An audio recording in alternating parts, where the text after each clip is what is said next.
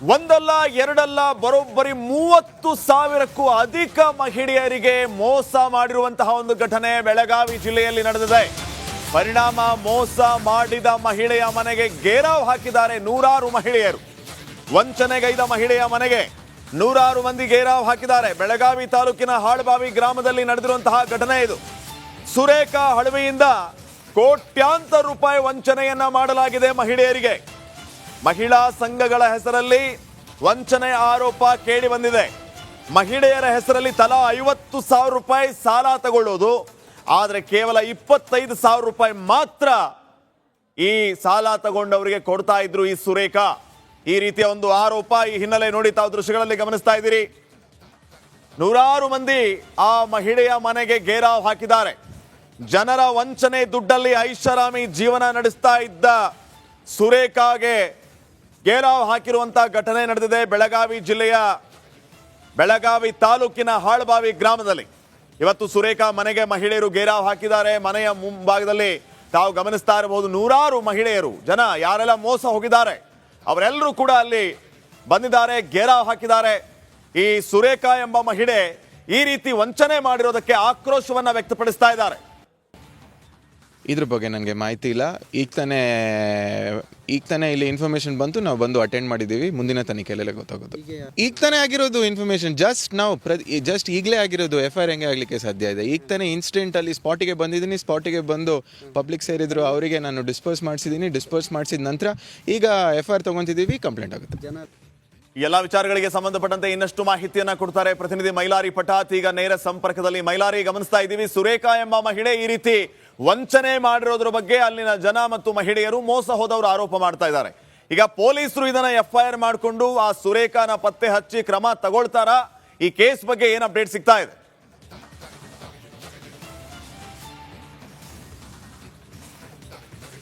ಖಂಡಿತ ಶ್ರೀಪಾದ್, ಸಬ್ಸಿಡಿ ಹೆಸರಲ್ಲಿ ಏನು ನೂರಾರು ಮಹಿಳೆಯರಿಗೆ ಅಂದರೆ ಸಾವಿರಾರು ಮಹಿಳೆಯರಿಗೆ ವಂಚನೆ ಮಾಡಿರುವಂಥ ಪ್ರಕರಣಕ್ಕೆ ಸಂಬಂಧಪಟ್ಟಂತೆ ವಂಚನೆಗೊಳಗಾದವರು ಇವತ್ತು ಮಹಿಳೆ ಮನೆ ಮೇಲೆ ಏನು ಘೇರಾವ್ ಹಾಕಿ ಪ್ರತಿಭಟನೆಯನ್ನು ಮಾಡಿದರು. ತಮ್ಮ ಹಣವನ್ನು ಕೊಡಬೇಕು ಅನ್ನೋ ನಿಟ್ಟಿನಲ್ಲಿ ಘೇರವನ್ನು ಹಾಕಿದರು. ಸದ್ಯ ನಾನು ಕೂಡ ಇದೇ ಒಂದು ಸ್ಪಾಟಲ್ಲಿ ಇದ್ದೇನೆ. ಇದು ಏನು ಬೆಳಗಾವಿ ತಾಲೂಕಿನ ಹಾಳಬಾವಿ ಅನ್ನೋ ಒಂದು ಗ್ರಾಮ. ಈ ಹಾಳಬಾವಿಯಲ್ಲಿ ಏನು ಎಲ್ಲವ್ವ ಬನ್ನಿಬಾಗಿ ಅನ್ನೋ ಮಹಿಳೆ ಈ ಒಂದು ವಂಚನೆಯನ್ನ ಮಾಡಿದ್ದಾಳೆ. ಈಕೆ 2-3 ಹೆಸರನ್ನ ಇಟ್ಕೊಂಡು ಈ ರೀತಿಯಾಗಿ ವಂಚನೆ ಮಾಡಿದ ಪ್ರಕರಣ ಕೂಡ ಈಗ ಬೆಳಕಿಗೆ ಬಂದಿರುವಂಥದ್ದು. ಇಲ್ಲಿ ಯಾವುದೇ ರೀತಿಯಾದಂಥ ಅಹಿತಕರ ಘಟನೆಗಳು ಆಗಬಾರ್ದು ಅನ್ನೋ ನಿಟ್ಟಿನಲ್ಲಿ ಈಗಾಗಲೇ ಬೆಳಗಾವಿಯ ACP ನೇತೃತ್ವದಲ್ಲಿ ಬಿಗಿ ಪೊಲೀಸ್ ಬಂದೋಬಸ್ತನ್ನು ಕೂಡ ನಿಯೋಜನೆ ಮಾಡಲಾಗಿದೆ. ದೃಶ್ಯದಲ್ಲಿ ಗಮನಿಸಬಹುದು, 3 ACPಗಳ ನೇತೃತ್ವದಲ್ಲಿ ಈಗ ಬಿಗಿ ಪೊಲೀಸ್ ಬಂದೋಬಸ್ತನ್ನು ಮಾಡಿದ್ದಾಳೆ. ಈಕೆ ಪ್ರಮುಖವಾಗಿ ಮಹಿಳೆ ಹೆಸರಲ್ಲಿ ಸೊಸೈಟಿ ಫೈನಾನ್ಸ್ಗಳನ್ನು ಅಥವಾ ಸಂಘಗಳನ್ನು ಮಾಡೋದು. ಆ ಒಂದು ಸಂಘಿನಲ್ಲಿ ಸುಮಾರು ಹಣವನ್ನು ತೆಗೆದು, ಅಂದರೆ ಈಗ 1,00,000 ರೂಪಾಯಿ ಹಣವನ್ನು ತೆಗೆದುಕೊಂಡ್ರೆ ಅದರಲ್ಲಿ ಅರ್ಧ ನಿಮಗೆ ಅರ್ಧ ನನಗೆ ಅನ್ನೋ ಒಂದು ಮಾತನ್ನು ಮಾಡಿ ಇಲ್ಲಿ ಏನು ಗ್ರಾಮೀಣ ಪ್ರದೇಶದ ಮತ್ತು ಹಳ್ಳಿ ಜನರನ್ನ, ಮುಗ್ಧ ಮಹಿಳೆಯರನ್ನ ವಂಚನೆ ಮಾಡಿದ್ದಾಳೆ. ಏನು ಅರ್ಧ ಹಣ ಬರ್ತಿದೆ ಅನ್ನೋ ಒಂದು ಕಾರಣಕ್ಕೆ ಸಾವಿರಾರು ಜನ, ಅಂದರೆ ಈ ಸದ್ಯದ ಮಾಹಿತಿ ಪ್ರಕಾರ ಸುಮಾರು 30ಕ್ಕೂ ಅಧಿಕ ಸಾವಿರ ಮಹಿಳೆಯರು ಈ ವಂಚನೆಗೆ ಒಳಗಾಗಿದ್ದಾರೆ ಅನ್ನೋ ಒಂದು ಮಾಹಿತಿ ಕೂಡ ಇರುವಂಥದ್ದು. ಈಗಾಗಲೇ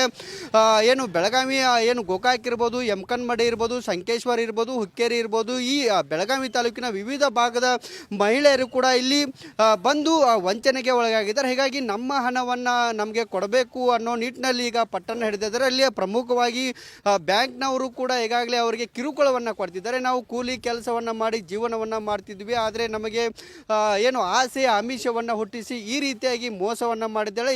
ಈಗ ಕೇಳಿದರೆ ಹಣವನ್ನು ಕೊಡ್ತಿಲ್ಲ ಅನ್ನೋ ಒಂದು ಮಾತನ್ನು ಕೂಡ ಹೇಳ್ತಿರುವಂಥದ್ದು. ಈಗಾಗಲೇ ಸ್ಥಳಕ್ಕೆ ಬೆಳಗಾವಿಯ DCP ರೋಹನ್ ಜಗದೀಶ್ ಸೇರಿದಂತೆ ಬೆಳಗಾವಿಯ AC ಗಂಗಾಧರ್ BM ಸೇರಿದಂತೆ ಹಲವು ಪೊಲೀಸ್ ಅಧಿಕಾರಿಗಳು ಬೀಡನ್ನು ಬಿಟ್ಟಿದ್ದಾರೆ. ಇಲ್ಲಿ ಯಾವುದೇ ರೀತಿಯ ಅಹಿತಕರ ಘಟನೆಗಳು ಆಗಬಾರ್ದು ಅನ್ನೋ ನಿಟ್ಟಿನಲ್ಲಿ ಬಿಗಿ ಪೊಲೀಸ್ ಬಂದೋಬಸ್ತನ್ನು ಕೂಡ ನಿಯೋಜನೆ ಮಾಡಿದ್ದಾರೆ. ಮತ್ತು ಪ್ರಮುಖವಾಗಿ ಮಹಿಳೆಯನ್ನು ಈಗಾಗಲೇ ಪೊಲೀಸರು ವಶಕ್ಕೆ ಪಡೆದುಕೊಂಡಿದ್ದಾರೆ. ಏನು ಕಾರಣ ಹೇಳಿ ಮಹಿಳೆಯರಿಂದ ವಂಚನೆ ಮಾಡಿದ್ರು ಅನ್ನೋದ್ರ ಬಗ್ಗೆ ನಾವು ತನಿಖೆಯನ್ನು ಮಾಡ್ತೇವೆ. ತನಿಖೆಯನ್ನು ಮಾಡಿ ಏನು ವಂಚನೆಗೊಳಗಾದಂಥವರಿಗೆ ನ್ಯಾಯ ಒದಗಿಸುವ ಕೆಲಸವನ್ನು ಕೂಡ ಮಾಡ್ತೇವೆ ಅನ್ನೋ ಒಂದು ಮಾತನ್ನು ಕೂಡ ಈಗಾಗಲೇ ಬೆಳಗಾವಿಯ DCP ರೋಹನ್ ಜಗದೀಶ್ ಅವರು ಹೇಳಿದ್ದಾರೆ. Shripad, okay, thank you Mailari ಮಾಹಿತಿಗಾಗಿ.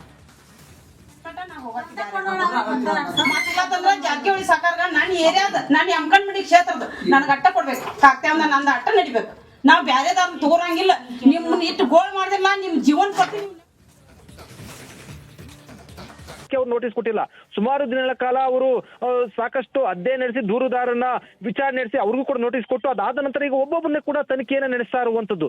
ಈ ಹಿನ್ನೆಲೆಯಲ್ಲಿ ಯಾಕಂದ್ರೆ ನಗರಾಭಿವೃದ್ಧಿ ಮೂಡಾದ ಅಧಿಕಾರಿಗಳು ಮತ್ತು ಏನು ಈ ಹಿಂದೆ ನಡೆಸಿದಂತಹ ಮಾಜಿ ಏನು ಹಿಂದೆ ಆಯುಕ್ತರಾಗಿದ್ದಂತಹ ಹಾಲಿ ಸಂಸದನ್ನು ಕೂಡ ತನಿಖೆ ನಡೆಸಿರುವಂತದ್ದು. ಇವೆಲ್ಲವೂ ಕೂಡ ನೋಡೋದಾದ್ರೆ ತನಿಖೆಯ ಸ್ಟೆಪ್ ಒಂದೊಂದೇ ಕೂಡ ಮೇಲಕ್ಕೆ ಹೋಗ್ತಾ ಇರುವಂತದ್ದು ಮತ್ತು ಒಬ್ಬೊಬ್ಬರನ್ನೇ ಕೂಡ ವಿಚಾರಣೆ ಮಾಡ್ತಾರಂತ ಹಿನ್ನೆಲೆಯಲ್ಲಿ ಇದನ್ನ ತಾರ್ಕಿಕ ಹಂತಕ್ಕೆ ತೆಗೆದುಕೊಂಡು ಹೋಗ್ತಾರಾ ಅನ್ನೋಂಥ ಒಂದು ಪ್ರಶ್ನೆ ಮತ್ತು ಜೊತೆಗೆ ತನಿಖೆ ಸಾಕಷ್ಟು ಬಿಗಿಗೊಳ್ತಾ ಇರುವಂತದ್ದು. ಇದಕ್ಕೆ ಸಂಬಂಧಪಟ್ಟಂತೆ ಕೂಡ ಮುಖ್ಯಮಂತ್ರಿ ಸಿದ್ದರಾಮಯ್ಯ ಆದಿಯಾಗಿ ಸಚಿವ ಬೈತು ಸುರೇಶ್ ಆದಿಯಾಗಿ ಅವರ ಬಳಗದಲ್ಲಿ ಒಂದು ರೀತಿಯಲ್ಲಿ ಆತಂಕಗೊಂಡಿರೋದು ಕೂಡ ಸತ್ಯ ಅಂತ ಹೇಳ್ಬೋದು. Shripad. Okay, thank you Vijay ಮಾಹಿತಿಗಾಗಿ. ಇನ್ನಷ್ಟು ಅಪ್ಡೇಟ್ಸ್ ಅನ್ನ ಪಡೆದುಕೊಳ್ಳೋಣ. ನಮ್ಮ ಪ್ರತಿನಿಧಿ ಧ್ರುವ ಕೂಡ ಈಗ ನೇರ ಸಂಪರ್ಕದಲ್ಲಿ ಜಾಯ್ನ್ ಆಗ್ತದೆ. ಧ್ರುವ, ಗಮನಿಸ್ತಾ ಇದ್ದೀವಿ ಇಡಿ ಈಗ ಕಾರ್ಯದರ್ಶಿಗೆ ನೋಟಿಸ್ ಅನ್ನ ಕೊಟ್ಟಿರುವಂತದ್ದು ಈ ಮೂಡಾ ಹಗರಣದ ವಿಚಾರಕ್ಕೆ ಸಂಬಂಧಪಟ್ಟಂತೆ ಏನೆಲ್ಲ ಬೆಳವಣಿಗೆ ಆಗ್ತಾ ಇದೆ, ಏನ್ ಅಪ್ಡೇಟ್ಸ್ ಇದೆ ನಿಮ್ಮ ಹತ್ರ?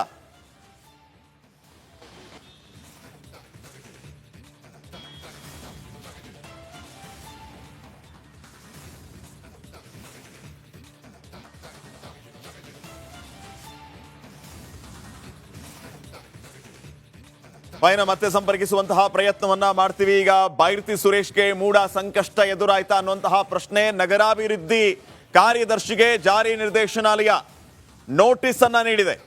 ಇಲಾಖೆಯ ಕಾರ್ಯದರ್ಶಿಗೆ ನಾಳೆ ಬೆಳಿಗ್ಗೆ 11 ಗಂಟೆಗೆ ವಿಚಾರಣೆಗೆ ಹಾಜರಾಗಬೇಕು ಅಂತ ಸಮನ್ಸ್ ಕೊಟ್ಟಿರೋದು.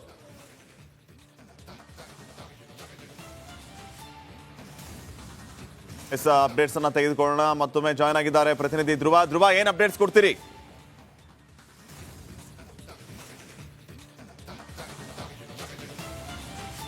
ಎಸ್ ಶ್ರೀಪಾದ್, ಈಗ ನಗರಾಭಿವೃದ್ಧಿ ಇಲಾಖೆಗೆ ಇಡಿ ಒಂದು ನೋಟಿಸ್ ಅನ್ನ ನೀಡಿದೆ. ಮುಖ್ಯವಾಗಿ ಈ ಮೂಡಾ ಹಗರಣ ಏನಿದೆ ಇದರಲ್ಲಿ ಇಡಿ ತನಿಖೆಯನ್ನ ನಡೆಸ್ತಾ ಇರುವಂತ ಸಂದರ್ಭದಲ್ಲಿ ಈಗ ಈ ಒಂದು ಹಗರಣಕ್ಕೆ ಸಂಬಂಧಪಟ್ಟಂತೆ ಸಾಕಷ್ಟು ಜನರನ್ನ ಕೂಡ ವಿಚಾರಣೆ ಒಳಪಡಿಸಿದೆ. ಇದರಲ್ಲಿ ಮುಖ್ಯವಾಗಿ A4 ಹಾಗೆ ಸಿಎಂ ಬಾಮೈದ A3 ಅವರನ್ನ ಕೂಡ ವಿಚಾರಣೆ ಮಾಡಿದೆ. ಅದಲ್ಲದೆ ಹಲವು ಕಡೆ ರೇಡ್ ಅನ್ನ ಕೂಡ ನಡೆಸಿ ದೂರುದಾರರಿರ್ಬೋದು ಹಾಗೆ ಈ ಇಡಿ ವಿಚಾರದಲ್ಲಿ ಈ ಮೂಡಾ ಸೈಟ್ ಹಂಚಿಕೆ ಆಯ್ತು ನೋಡಿ ಆಗಿದ್ದ ಅಧಿಕಾರಿಗಳಿರ್ಬೋದು ಎಲ್ಲರನ್ನ ಕೂಡ ವಿಚಾರಣೆ ನಡೆಸಿದ ನಂತರ ಈಗ ನಗರಾಭಿವೃದ್ಧಿ ಇಲಾಖೆ ಅಂದ್ರೆ ವಿಧಾನಸೌಧಕ್ಕೆ ಕೂಡ ಇಡಿ ಎಂಟ್ರಿ ಕೊಟ್ಟಿರುವಂತದ್ದು. ಮುಖ್ಯವಾಗಿ ನಗರಾಭಿವೃದ್ಧಿ ಇಲಾಖೆಯ ಕಾರ್ಯದರ್ಶಿ ಏನಿದ್ದಾರೆ ಅವರಿಗೆ ನೋಟಿಸ್ ನೀಡಿ ನಾಳೆ ಸಮನ್ಸನ ನೀಡಿದ್ದಾರೆ. ಸಂಬಂಧಪಟ್ಟ ದಾಖಲಾತಿಗಳನ್ನ ತೆಗೆದುಕೊಂಡು ಇಡಿ ಕಚೇರಿಗೆ ಹಾಜರಾಗಿ ಅಂತ ಕೂಡ ಸೂಚಿಸಲಾಗಿದೆ. ಇದರಲ್ಲಿ ಮುಖ್ಯವಾಗಿ ಇಡಿ ನೋಟಿಸ್ ಕೊಟ್ಟಿರುವಂತಹ ಉದ್ದೇಶ ಏನು ಅಂತ ನೋಡೋದಾದ್ರೆ ಈ ಮೂಡಾ ಏನಿದೆ ಇದು ನಗರಾಭಿವೃದ್ಧಿ ಇಲಾಖೆಗೆ ಬರುತ್ತೆ. ಹೀಗಾಗಿ ಇಡಿ